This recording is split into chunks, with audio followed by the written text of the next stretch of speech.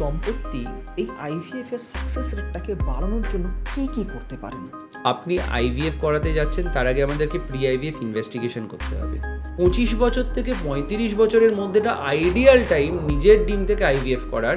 আমাদেরকে শরীরটাকে তৈরি করতে হবে, খাওয়ার দাওয়ার খাদ্যাভ্যাসে ঠিকঠাক করতে হবে, স্ট্রেস লেভেল কমাতে হবে।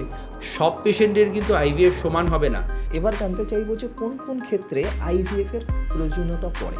এমন স্টাডিজ আছে যারা বলে কমপ্লিট বেড রেস্ট নিলে হয়তো জরায়ুর যে ব্লাড ফ্লো সেটা কমে যায় এবং প্রেগনেন্সির চান্স কমে যায়। কিন্তু কিছু কিছু ওষুধ থাকে যেগুলো হচ্ছে ডিমের কোয়ালিটিটা একটু হলেও বাড়াতে পারে। একজন ভদ্র মহিলার যত বয়স বাড়ে ডিমের সংখ্যা এবং তার থেকেও বেশি ডিমের কোয়ালিটি অনেকটা কমতে থাকে। আজকের এপিসোডটি মূলত তাদের জন্য যারা স্থির করে ফেলেছেন যে আইভিএফ করবেন, অথবা যারা একবার আইভিএফ করেছেন অথচ রেজাল্ট ভালো হয়নি, অর্থাৎ ফেল করেছে।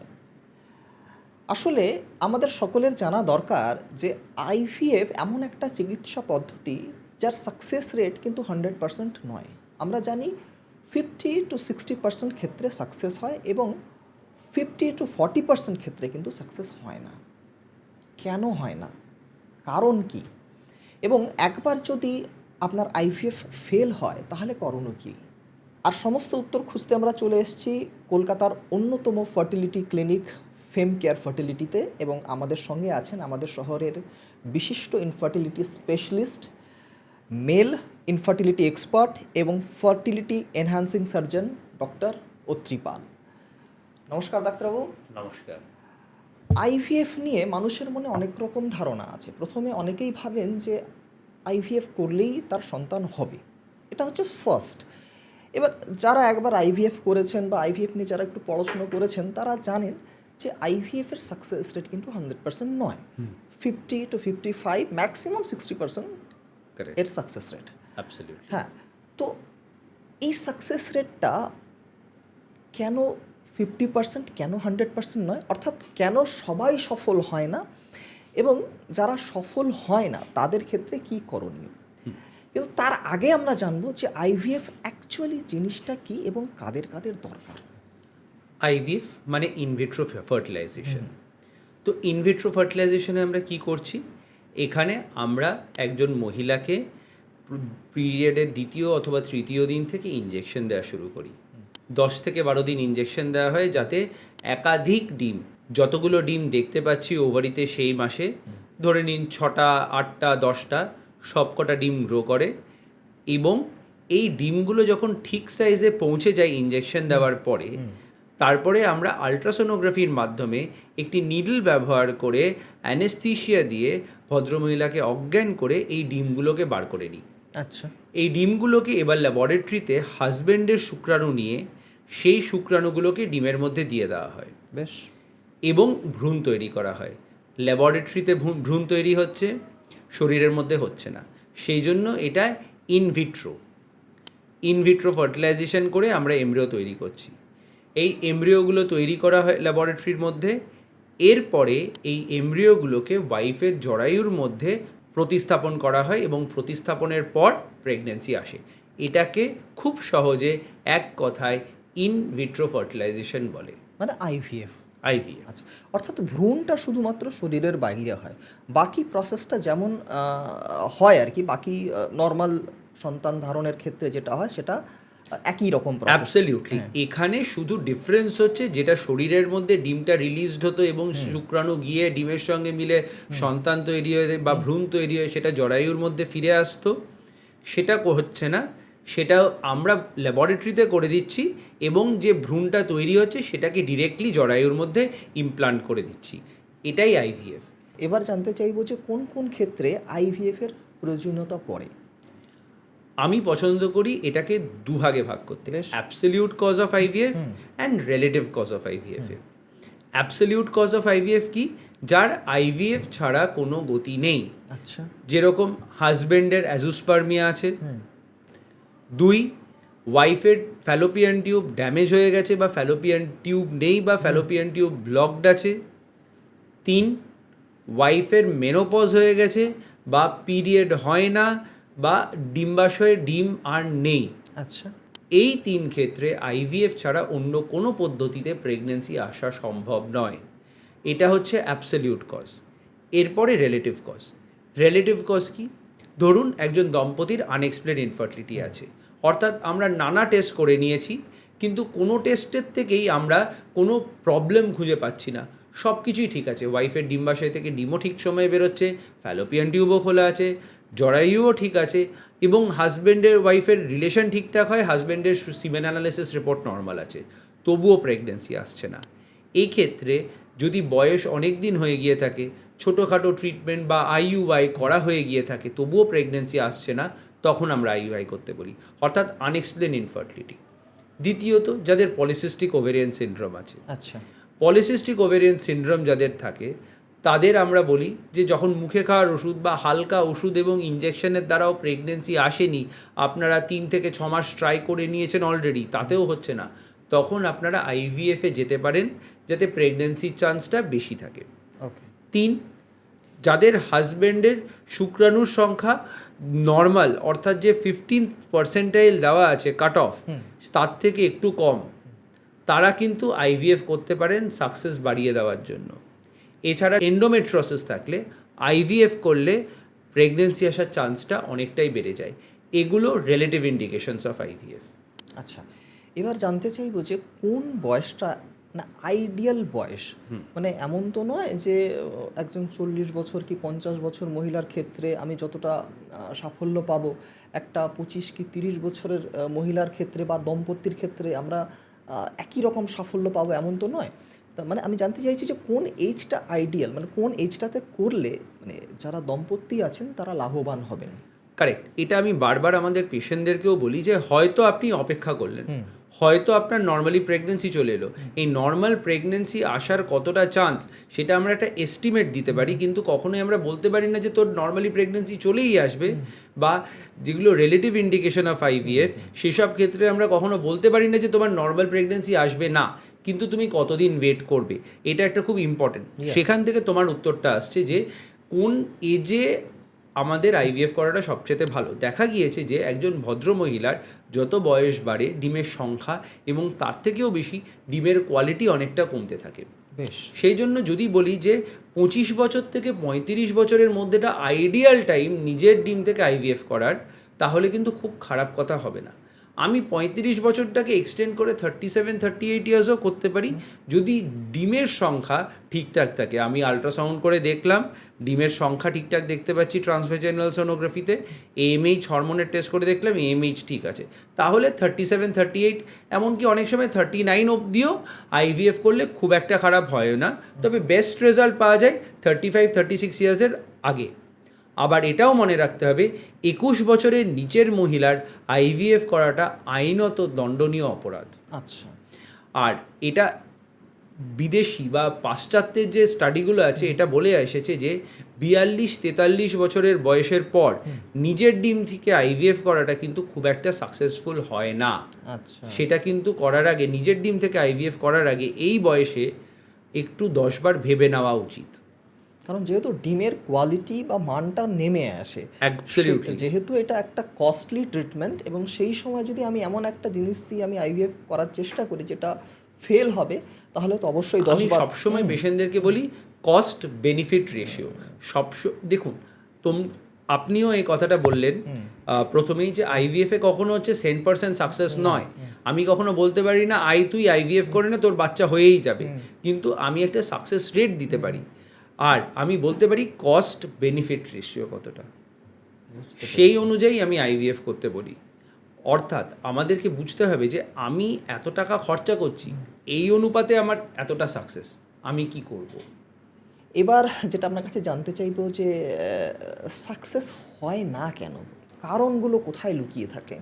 দেখো, প্রথমে আমাদেরকে একটা জিনিস বুঝতে হবে যে একটা বন্ধাত্মার যদি 1000টা কারণ থাকে, তার মধ্যে 500টা কারণ আমরা জানি, 250টা কারণের টেস্ট হয়, 100টা কারণের টেস্ট করে লাভ হয়।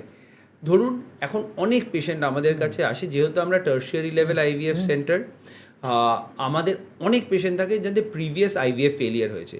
আচ্ছা, আমরা একটা সিম্পল জেনেটিক টেস্টিং করে দেখি জেনেটিক্যালি প্রবলেম আছে, আচ্ছা, তাদের হয়তো নর্মাল আইভিএফে সাকসেস বেশি হবে না, তাদেরকে আমাকে অনেক এক্সট্রা স্টেপ যেরকম প্রি ইমপ্লান্টেশন, জেনেটিক টেস্টিং এইসব করে দেখতে হবে।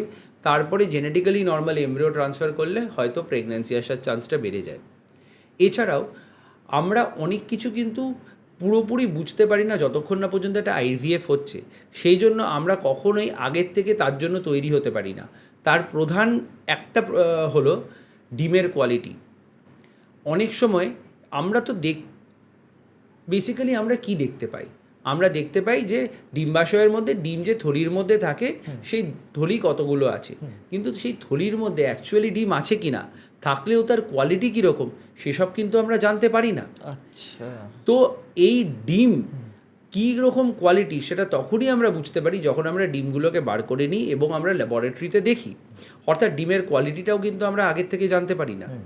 3, সিমেন অ্যানালিসিস খুব ভালো জায়গার থেকে না হলে আমরা কিন্তু একটা এরোনিয়াস বা খারাপ রিপোর্ট পাবো। সেই জন্য আমরা কিন্তু ভেরি স্টগম্যাটিক এবং আমরা কিন্তু বারবার এই পেশেন্টদেরকে একটা জিনিস বলি যে তোমাদেরকে সিমেন অ্যানালিসিস আমাদের এখান থেকেই করতে হবে। আমি আমার এমব্রিওলজিস্ট এবং ল্যাবরেটরি অ্যান্ড্রোলজিস্টকে দিয়ে শুক্রাণুটাকে দেখিয়ে নেব, আমি নিজে চোখে দেখব, তারপরে আমি বলবো যে তোমার শুক্রাণুর এক্স্যাক্টলি প্রবলেম কী, সেটাকে কিভাবে প্রসেস করতে হবে। ঠিকমতো যদি শুক্রাণুটাকে আমরা ব্যবহার না করতে পারি, শুক্রাণুর কোয়ালিটিটা ঠিকমতো না বুঝতে পারি, তাহলে সেখান থেকেও আমার প্রবলেম আসতে পারে। আপনি যদি জিজ্ঞাসা করেন, আমি আরেকটু ভালোভাবে যদি বলি যে আইভিএফ কেন ফেল করে, এটা 3টে কারণে হতে পারে। একটা কাপল ফ্যাক্টর, একটা হচ্ছে সাইকেল ফ্যাক্টর, আর একটা হতে পারে সেন্টার ফ্যাক্টর। ঠিক আছে, এবার কাপল ফ্যাক্টর কী কী? ধরুন ওয়াইফের বয়স 40 বছর হয়ে গেছে, ডিমের সংখ্যা খুব কম, বা হাজব্যান্ডের স্পার্মের অবস্থা খুবই খারাপ, বা জরায়ুর অবস্থা খুব খারাপ, জরায়ুতে একগাদা টিউমার, বা জরায়ুতে সিভিয়ার অ্যাডিনোমায়োসিস আছে, সিভিয়ার এন্ডোমেট্রিওসিস পেশেন্ট, এনাদের ইন জেনারেল আইভিএফ সাইকেলের সাকসেস কম। আমরা কিন্তু তাদের জন্য কখনো কোট করি না 50% সাকসেস, তাদেরকে আমরা কোটই করি 10 to 15% সাকসেস। যেহেতু যেখানে ভ্রূণটা প্রতিস্থাপিত হবে বা প্রতিস্থাপন হবে সেই জায়গাটাই ঠিক নেই, সেই জায়গাটি ঠিক নেই, বা ভালো ভ্রূণ তৈরি হওয়ার প্রবাবিলিটিটাই কম, তাদের তো আমরা সাকসেস রেটটাকে বাড়িয়ে রাখতে পারি না। Exactly. তাদের একটা আমাদের হচ্ছে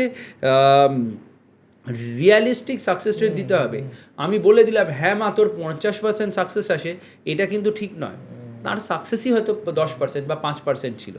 এটা হচ্ছে একটা কাপল ফ্যাক্টর। তার ডিমের কোয়ালিটি হয়তো খারাপ, বা হাজব্যান্ডের স্পার্মের কোয়ালিটি খারাপ, সেটা হয়তো খুব একটা চেঞ্জ করা যাবে না। এরপরে আসি হচ্ছে সাইকেল ফ্যাক্টর। সেই মাসে ডিম কীরকম তৈরি হচ্ছে, আচ্ছা, সেই মাসে কতগুলো ডিম ছিল ডিম্বাশয়ে, সেই মাসে ডিমের কোয়ালিটি কীরকম ছিল, যখন আপনার ডিমটা কালেক্ট করছেন সেই মাসটা, সেই মাসে, তারপরে সেই মাসে ওয়াইফের কোনো প্রবলেম হয়েছিল কি না, কোনো আর শরীর খারাপ হয়ে গেছিল কি না, কোনো সিভিয়ার ভাইরাল ইনফেকশন হয়ে গেছিল কি না, জ্বর এসেছিল কি না, তারপরে হাজব্যান্ডের সে সময় যখন স্পার্মটা দেয় তার কোনো সমস্যা হয়েছিল কি না, সেটা একটা সমস্যা করতে পারে। আর একটা ক্লিনিক ফ্যাক্টর, যে ক্লিনিকে আইভিএফ হচ্ছে সেখানে ডাক্তারের কতটা অ্যাকিউমেন, আচ্ছা, তিনি কি একদম পুরোপুরি আইভিএফ স্পেশালিস্ট, বন্ধাত্ম বিশেষজ্ঞ, নাকি তিনি গাইনাকোলজিও করেন আইভিএফও করেন, তার কতটা হচ্ছে এক্সপার্টাইজ আছে। এই ডাক্তার কিন্তু only 40 to 50% of the entire game, বাকি 40 to 50% হচ্ছে এমব্রিওলজি যে ল্যাবরেটরিটা আছে সেটা কেমন, সেটা কি প্রপার যে ISO 5 ISO 7 কাইরো কনসেনসাস দেওয়া আছে সেরকমভাবে তৈরি, নাকি জাস্ট একটা আইভিএফ সেন্টার তৈরি করা হয়েছে, একটা ল্যাব তৈরি করা হয়েছে যেন তেন প্রকারে সেরকম একটা চলছে। এমব্রিওলজিস্ট কি ফুল টাইম থাকছেন, নাকি ওই এমব্রিওলজিস্ট নানা সেন্টারে গিয়ে কাজ করে আসছেন, সেটাও খুব ইম্পর্টেন্ট। কারণ সব পেশেন্টের কিন্তু আইভিএফ সমান হবে না, প্রত্যেকটা পেশেন্টকে কিন্তু এমব্রিওলজিস্টকেও স্টাডি করতে হবে। আমার এমব্রিওলজিস্ট যেরকম একজন পেশেন্টের 30টা ডিম 5 মিনিটেও শেষ করতে পারেন, আবার এমন কেস হয় যেটা হচ্ছে 5টা ডিম 1 ঘন্টাও লেগে যায় শেষ করতে, ভালো স্পার্ম খুঁজে বার করে ভালো ডিমের মধ্যে ইনজেক্ট করতে। এই ক্যালিবারটা কতজনের আছে, যে স্পার্ম দেওয়া হচ্ছে তার মধ্যে সঠিক স্পার্ম চুজ করতে পারার ক্যাপাবিলিটিটা কজন এমব্রিওলজিস্টের আছে সেটা দেখতে হবে। এমব্রিওলজিস্টের দক্ষতার ওপরেও কিন্তু সাকসেসটা ডিপেন্ড করছে, এমব্রিওলজিস্টের অ্যাভেলেবিলিটির ওপরেও ডিপেন্ড করছে।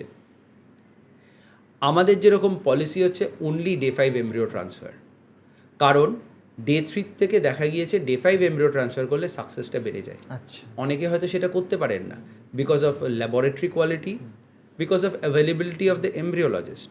সেটা কিন্তু মাথায় রেখে এগোতে হবে। এটা হয়ে গেল হচ্ছে সেন্টারের ব্যাপার। তার সঙ্গে হচ্ছে যে ইঞ্জেকশন রাখা হচ্ছে বা ব্যবহার করা হচ্ছে সেটার গুণগত মান কীরকম। আমি এটা খুব বাজে একটা উদাহরণ দেব। 100 টাকায় মাটন বিরিয়ানি পাওয়া যায়, আবার 300 টাকায় মাটন বিরিয়ানি একদম পাওয়া তাই। যায়। মাটনের কোয়ালিটিটা কীরকম হবে? আপনি 1,00,000 টাকায় আইভিএফ তো করে নিলেন, কিন্তু ইঞ্জেকশনটা কি ভালো দেওয়া হয়েছিল? সেই ইঞ্জেকশনের থেকে কি ঠিক ডিম তৈরি হয়েছে? সেটা মাথায় রাখতে হবে। তারপরে এইখানকার ইঞ্জেকশনগুলো খুব ইম্পর্ট্যান্ট। আমি কিছুদিন আগে রাস্তায় হোর্ডিং দেখলাম 40% ডিসকাউন্টে আইভিএফের ইঞ্জেকশন কিনুন। কিন্তু এখানে কিন্তু ব্লাইন্ড ডিসকাউন্টে চললে হবে না। আমরা যে মেডিসিনগুলো রাখি দেখবেন অনেক মেডিসিনের গায়ে লেখা থাকে স্পেসিফিক্যালি ফর আইভিএফ সেন্টার্স, তার গুণগত মান আলাদা। আমাদের যখন আইভিএফ সেন্টারে ইঞ্জেকশনগুলো রাখি আমাদের মিনিমাম 2টো আলাদা আলাদা ফ্রিজে রাখতে হয়, ফ্রিজের কন্টিনিউয়াস টেম্পারেচার রেকর্ডিং হয়। আর আমরা যখন ইঞ্জেকশনগুলোকে আনাচ্ছি তখন বারবার প্রত্যেক পদে আমরা দেখে নিই যে ইঞ্জেকশনের টেম্পারেচার ঠিকঠাক রাখা হয়েছিল কি না। কারণ এই ইঞ্জেকশন একটুও টেম্পারেচার ওঠানামা করলে কিন্তু কোয়ালিটির একটা বিস্তর ফারাক হবে। মাই গড। এবং এই কোয়ালিটির খারাপ হলে ইঞ্জেকশনের সাকসেস রেটও কমে যাবে। অনেক তার উপরে কীরকম ইঞ্জেকশন দেওয়া হচ্ছে, কতটা স্পেশালাইজড, সিস্টাররা কতটা ওয়েল ট্রেন্ড ইঞ্জেকশন দেওয়ার জন্য, ট্রিগার ইঞ্জেকশন কে দিচ্ছে, কখন দেওয়া হচ্ছে, এক্স্যাক্ট টাইম মেনটেন করে ইঞ্জেকশন দেওয়া হচ্ছে কি না, সব কিছুর ওপর ডিপেন্ড করে একটা আইভিএফ সাকসেস। অনেকগুলো বিষয় আছে। অনেক বিষয় আছে একটি আইভিএফ সাকসেসের জন্য। আইভিএফ করলাম চলো ধরতক্তা মারপেরেক এরকম নয়। কারো আইভিএফ যেরকম এলো, আইভিএফ শুরু করলাম 3 মাসের মধ্যে প্রেগনেন্সি এলো, বাড়ি চলে গেল। আবার কারোর কিন্তু 6-7 মাসও লেগে যায় তাকে ঠিকমতো করে তৈরি করে এমব্রিও ট্রান্সফার করতে। হ্যাঁ, অনেক সময় তারা ধৈর্য হারান, কিন্তু আমি বারবার বলি ধৈর্য হারালে হবে না। এটা কিন্তু অনেক পয়সা ইনভেস্ট করে করা হয়েছে, অনেক টাকা ইনভেস্ট করে করা হয়েছে। ঠিক সময়ে ঠিকভাবে ঠিক ভ্রূণ ট্রান্সফার করতে হবে। এটা তো গেল ল্যাব, ডক্টর এবং এমব্রায়োলজিস্টের কথা। একজন দম্পতি এই আইভিএফ এর সাকসেস রেটটাকে বাড়ানোর জন্য কি কি করতে পারেন, কোন কোন জিনিসগুলো মাথায় রাখবেন? হ্যাঁ, তো আমাকে যখন দম্পতি বলেন আমি চলে এলাম আজকে থেকে আমার আইভিএফ শুরু করুন, আমি বলি সরি, এরকম হয় না। আইভিএফ এর আমাদের আগে সিনেমা টিকিট কাটার মতন নয়। অ্যাবসলিউটলি নয়। এটা কিন্তু আপনি দোকানে কিছু কিনতে এলেন হয়ে গেল এমন নয়। আপনি আইভিএফ করাতে যাচ্ছেন তার আগে আমাদেরকে প্রি আইভিএফ ইনভেস্টিগেশন করতে হবে। দেখতে হবে আপনার শরীর আইভিএফটা কতটা নিতে পারবে, আপনি হরমোনালি বা বিভিন্ন বিষয়ের দিক থেকে ঠিক কিনা আপনার আইভিএফ শুরু করার জন্য। তার সঙ্গে আমরা প্রপার একটা কাউন্সেলিং করে দিই, একটা ফাইন্যান্সিয়াল পার্ট কাউন্সেলিংটা ভালোভাবে করতে হবে। কারণ পরবর্তীকালে এমন যেন না হয় যে এটা আমি জানতাম না, ওটা আমি জানতাম না, এটা যাতে না হয়। তার উপরে সাকসেস কত হবে ক্লিয়ারলি বুঝে তারপরে এগোতে হয়। সো ব্লাড ইনভেস্টিগেশন, কাউন্সেলিং, এই দুটো হয়ে গেল। তার সঙ্গে আমাদেরকে শরীরটাকে তৈরি করতে হবে, খাওয়ার দাওয়ার খাদ্যাভ্যাসে ঠিকঠাক করতে হবে, স্ট্রেস লেভেল কমাতে হবে। আমাদের কাছে এমন কোনো মহাঔষধি নেই যে ডিমের কোয়ালিটিটা বাড়িয়ে দেবে, কিন্তু কিছু কিছু ওষুধ থাকে যেগুলো হচ্ছে ডিমের কোয়ালিটিটা একটু হলেও বাড়াতে পারে। সেই ওষুধগুলো আমরা স্টার্ট করে দিই। একটু যদি স্থূলতা বা ওবেসিটি থাকে তাহলে বলি ওজনটা কমাতে, মদ সিগারেট এগুলো কমিয়ে দিতে বলি, লাইফে স্ট্রেস কমিয়ে একটু রিল্যাক্সেশন এক্সারসাইজ এগুলো বাড়িয়ে দিতে বলি, খাদ্যাভ্যাসে পরিবর্তন আনতে বলি, জাঙ্ক ফুড, প্রসেস ফুড, মিষ্টি, প্যাটি, তেলে ভাজা এগুলো কমিয়ে দিয়ে বাড়ির রান্না খাওয়ার, ফ্রুটস, সাইট্রিক ফ্রুটস, শাকসবজি, ছোটো মাছের মাথা এগুলো বেশি খেতে বলি আমরা। এবার আপনার কাছ থেকে জানতে চাইবো যে আমাদের এই অনুষ্ঠানটি বিভিন্ন প্রান্ত থেকে দেখেন, যেমন ভারত থেকেও দেখে, বাংলাদেশ থেকেও দেখে, মায়ানমার, বিভিন্ন প্রান্ত থেকে দেখে আমাদের এই অনুষ্ঠানটি। অনেকের মনে প্রশ্ন থাকে বা অনেকে জানতে চান যে আমি তো আসবো দূর থেকে, ধরুন বাংলাদেশ থেকে আমি আসবো এবং আমি জানি আমাকে আইভিএফ করতে হবে, তাহলে তারা কিভাবে প্ল্যান করে ইন্ডিয়া বা যে কোনো জায়গায় তারা যাবেন? আমি ধরে নিলাম যে তিনি ভারতের আসতে চাইছেন, তিনি বাংলাদেশের বাসিন্দা, হাতে কত সময় নিয়ে আসতে হবে, আসার সময় তাকে কোন কোন জিনিসগুলো মাথায় রাখতে হবে এবং তাকে এখানে কতদিন স্টে করতে হবে? কারণ আইভিএফ একটা লম্বা প্রসেস এবং আপনি যেটা বললেন যে এমন নয় যে দোকান থেকে কোনো একটা জিনিস কেনার মতন, তাহলে তারা কোন কোন জিনিসগুলো মাথায় রেখে ভারতে আসবেন? প্রথমত ভারতে ঢোকার আগে আমাদের সঙ্গে কনসাল্ট করে নিন। আমি বলে দেবো বাংলাদেশে থাকতে কি ওষুধ খেতে হবে এবং কিভাবে তৈরি করে নিজেকে এক্স্যাক্টলি কোন সময়ে আসতে হবে যাতে ইন্ডিয়াতে এসে বসে না থাকতে হয়, ফার্স্ট। সেকেন্ড, আমি সবসময় বলি যে পার্টে ভাগ করে দাও তোমাদের আশাটা, একসঙ্গে 3-4 মাস থেকো না, তাহলে দেখা যাবে অনেকটা সময় তোমরা জাস্ট ওয়েস্ট করে যাচ্ছ। প্রথম পার্টে আমরা বলি মুখে খাওয়ার ওষুধ খেয়ে ইন্ডিয়াতে ঢোকো, জাস্ট ঢোকার 2-3 দিনের মধ্যে পিরিয়ড হবে, আমরা স্টিমুলেশন শুরু করে দেবো, অর্থাৎ ইনজেকশন শুরু করে দেবো। সেই সময় মোটামুটি 15 থেকে 21 দিন থাকতে হয়।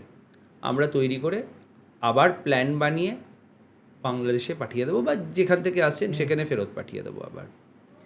তারপরে আমরা বলি আরেকবার আসতে পারেন মক এমব্রিও ট্রান্সফারের জন্য। যদি না আসেন কোনো অসুবিধা নেই, আমরা ওষুধ এবং ইনজেকশন অলরেডি প্ল্যান করে দেবো। আপনারা বাংলাদেশ চলে গেলেন, তারপরে বলবো যে অমুক সময়ে বাংলাদেশে পিরিয়ডের অমুক দিনে বাংলাদেশ থেকে ইন্ডিয়াতে ঢুকুন, বা আপনাদের মানে হোম টাউন থেকে কলকাতায় আসুন। এলেন, আমরা একটা মক এমব্রিও ট্রান্সফার করে দেখব, তারপরে ওষুধ শুরু করে দেবো।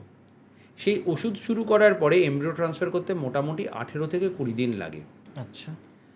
এমব্রিও ট্রান্সফারের পরে প্রেগনেন্সি পজিটিভ কি নেগেটিভ, প্রেগনেন্সি পজিটিভ হলো কি না সেটা বোঝার জন্য মোটামুটি 10 থেকে 13 দিন লাগে।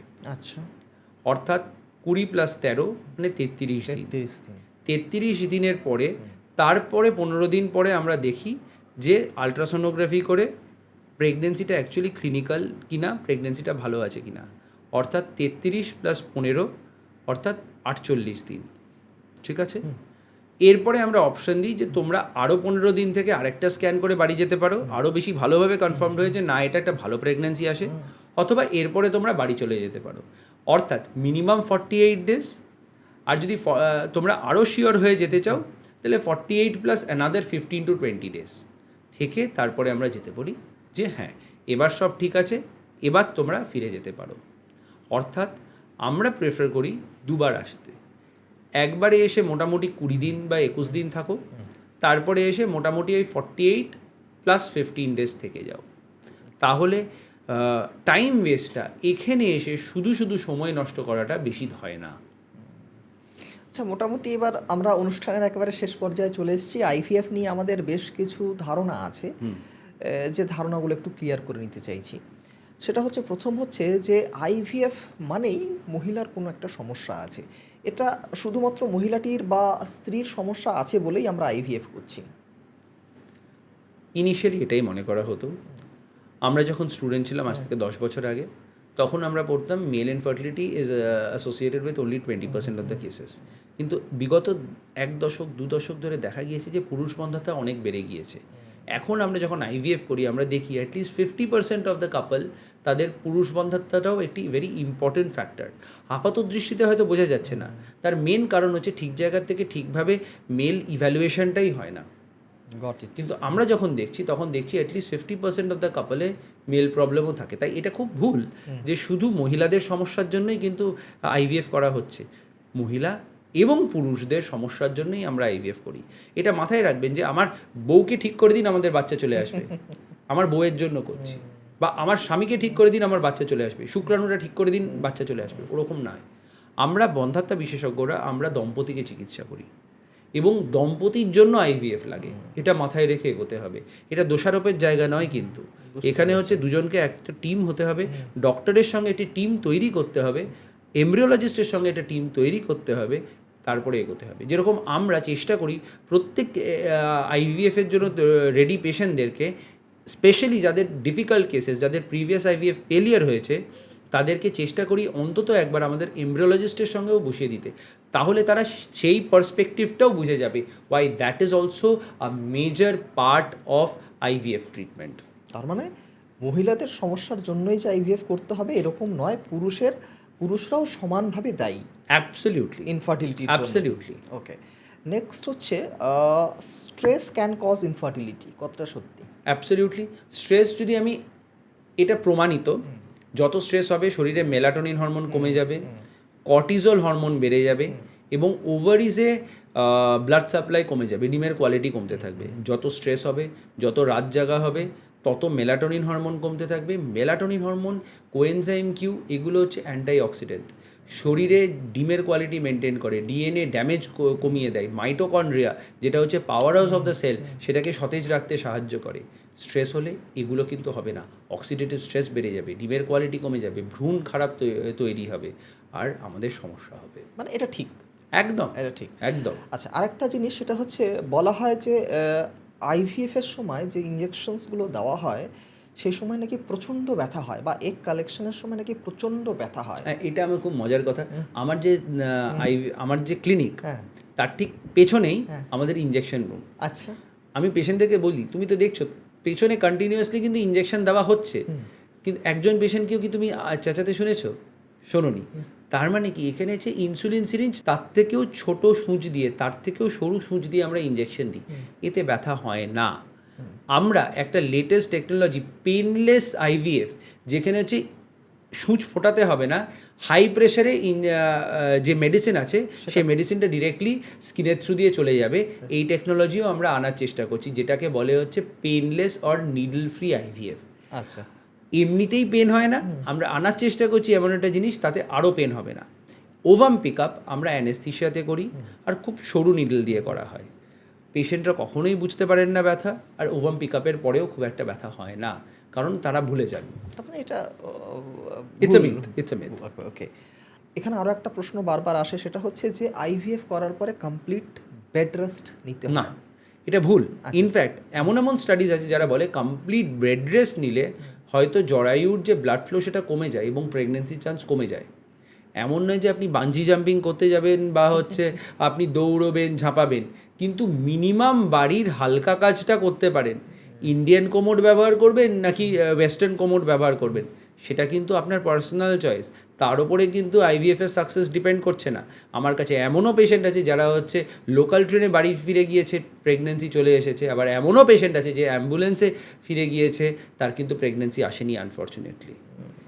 অর্থাৎ কিভাবে আপনি যাচ্ছেন বা কতটা বেড রেস্ট দিচ্ছেন তার উপরে কিন্তু ডিপেন্ড করে না কতটা সাকসেস হবে। ভালো ভ্রূণ ভালো জরায়ুতে ট্রান্সফার করা হয়েছে কিনা তার উপরে ডিপেন্ড করে।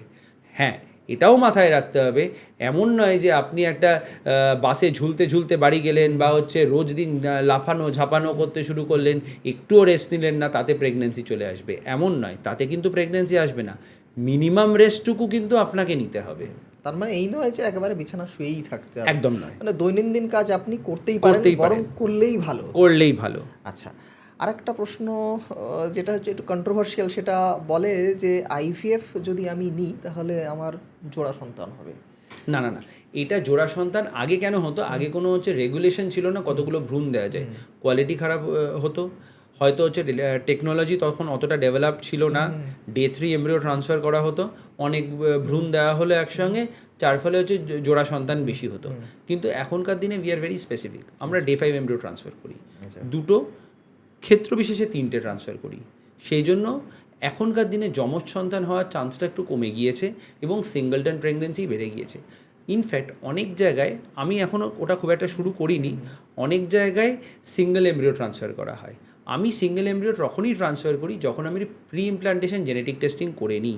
প্রি ইমপ্লান্টেশন জেনেটিক টেস্টিং অর্থাৎ ভ্রূণের থেকে কোষ বার করে সেই কোষটার জেনেটিক টেস্টিং করে দেখা যে এই ভ্রূণ যেটাকে আমি ট্রান্সফার করছি সেটা জেনেটিক্যালি ভালো, অর্থাৎ ভেতর দিক থেকে ভালো, শুধু দেখতে ভালো নয়। এই ভ্রূণ প্রতিস্থাপন করলে সাকসেস কিন্তু এমনিতেই সিঙ্গেল এমব্রিও ট্রান্সফারে 60 to 70% হয়ে যায়। অর্থাৎ এসব ক্ষেত্রে কিন্তু আমরা সিঙ্গেল এমব্রিও ট্রান্সফার করতে পারি। এইসব ক্ষেত্রে সিঙ্গেল এমব্রিও ট্রান্সফার করলে success rate is much more, আর সিঙ্গলটন প্রেগনেন্সি অর্থাৎ সিঙ্গেল বেবি আসার চান্সটা অনেকটাই বেশি। মানে আগে হতো, মানে খানিকটা এখন খুব সত্যি। একটা নয়। আচ্ছা, Absolutely. আচ্ছা, এবার অনেকেই জানতে চান কি আইভিএফ করলে আমি ইচ্ছে মতন ছেলে সন্তান বা না, মেয়ে সন্তান নিতে পারবো? ইন্ডিয়াতে লিগালি অ্যালাউড নয়। আপনি যদি দেখেন আমাদের সেন্টারে প্রত্যেকটা জায়গায় দেয়ালে দেয়ালে লাগানো আছে sex determination is not allowed in India, করা সম্ভব নয়। প্লিজ যারা ভাবছেন যে এই আইভিএফ করবেন শুধু ছেলে সন্তান নেওয়ার জন্য বা মেয়ে সন্তান নেওয়ার জন্য, হবে না, ইন্ডিয়াতে সেটা হয় না। এরপরে যেটা প্রশ্ন থাকবে, শেষ প্রশ্ন বলতে পারেন, সেটা হচ্ছে যে আইভিএফ আমার ফেল হয়েছে, এরপরে আমার করণীয় কি, আমি নেক্সট কি করব? আবার আমি চলে যেতে হবে what is the indication of IVF. Absolute cause of IVF হলে আবার আইভিএফ করো। অ্যাবসলিউট কজ অফ আইভিএফ না হলেও কী কারণে আইভিএফ করা হয়েছিল সেই অনুযায়ী আমরা ডিসকাস করি যে কীভাবে এগোনো উচিত। এমন অনেক পেশেন্ট আছেন আমার কাছে যে যাদের আইভিএফ ফেল করেছে, তারপরে আইইউআই করেছি, প্রেগনেন্সি এসেছে, কিন্তু সেটা কিন্তু যদি আমি অ্যাবসলিউট পার্সেন্টেজে ফেলি সেটা কিন্তু অনেক কম। আচ্ছা, কখনোই আমি হায়ার সাকসেস ট্রিটমেন্ট থেকে লোয়ার সাকসেস ট্রিটমেন্টে কিন্তু আসবো না। এটা কিন্তু হচ্ছে সিঁড়ি দিয়ে নামা হয়ে যাচ্ছে, সিঁড়ি দিয়ে ওঠা হচ্ছে না ব্যাপারটা। আমাকে বোঝার চেষ্টা করতে হবে যে কী কারণে আইভিএফ করা হয়েছিল, কাপল ফ্যাক্টরটা কী ছিল। আমার কি কাপল ফ্যাক্টরটা ইটসেলফ 15% কি 10%, যে আমি আইভিএফ আবার করলে there is a very high chance যে প্রেগনেন্সি আসবে না। আমাকে বোঝার চেষ্টা করতে হবে যে সেই সাইকেলটা কীরকম গিয়েছিল, কি ইঞ্জেকশন ব্যবহার করা হয়েছিল, আর কি কি টেস্ট করে দেখা যেতে পারে যার থেকে আমরা বুঝতে পারবো যে না এবার তোমার আইভিএফ করলে সাকসেসটা অনেক বেটার দিতে পারবো আমরা। সেই অনুযায়ী আমরা বলি যে হ্যাঁ তোমরা আরেকবার আইভিএফ করতে পারো, সেক্ষেত্রে তোমার সাকসেস এতটা হবে এবং এগিয়ে যেতে পারো। কিছু কিছু ক্ষেত্রে যেরকম সিভিয়ার অ্যাডিনোমায়োসিস, ডিম নেই, বয়স বেড়ে গিয়েছে, তাদেরকে হয়তো আমরা ডোনার বলি করতে, অথবা বলে দিই অ্যাডপশনে চলে যাও বা সারোগেসিতে যাও, নিজের দিয়ে আর করো না। ওকে। এমন অনেক পেশেন্ট আছে আইভিএফ ফেল করেছে, নর্মালি প্রেগনেন্সি এসেছে, প্রথম বাচ্চা আইভিএফে হয়েছে, দ্বিতীয় বাচ্চা নর্মালি এসেছে, আবার প্রথম বাচ্চা নর্মালি হয়েছে, দ্বিতীয় বাচ্চা আইভিএফে হয়েছে। সব রকমের পারমিটেশন কম্বিনেশন কিন্তু আমাদের প্র্যাকটিসে দেখতে পাই। তাই এটার কিন্তু হচ্ছে ব্ল্যাক অ্যান্ড হোয়াইটের মতো ইয়েস অর নো কোনো আনসার হয় না। ক্ষেত্র বিশেষে আমাদেরকে দেখতে হবে কি দরকার।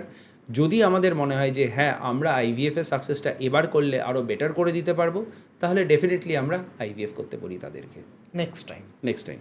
আচ্ছা, এবার যেটা জানতে চাইবো যে সেটা হচ্ছে যে কাদের ক্ষেত্রে আইভিএফ করে আর লাভ নেই, মানে শুধু শুধু টাকা পয়সা খরচা করার আর কোনো দরকার নেই, কোন কোন ক্ষেত্রগুলো আছে? আমি বলি ডিম যদি খুব খারাপ থাকে ডিম আমি পাল্টে দিতে পারবো, শুক্রাণু যদি খুব খারাপ থাকে শুক্রাণু খুব পাল্টে দিতে পারবো, কিন্তু জরায়ু কিন্তু আমি পাল্টাতে পারবো না চট করে। Surrogacy is very difficult.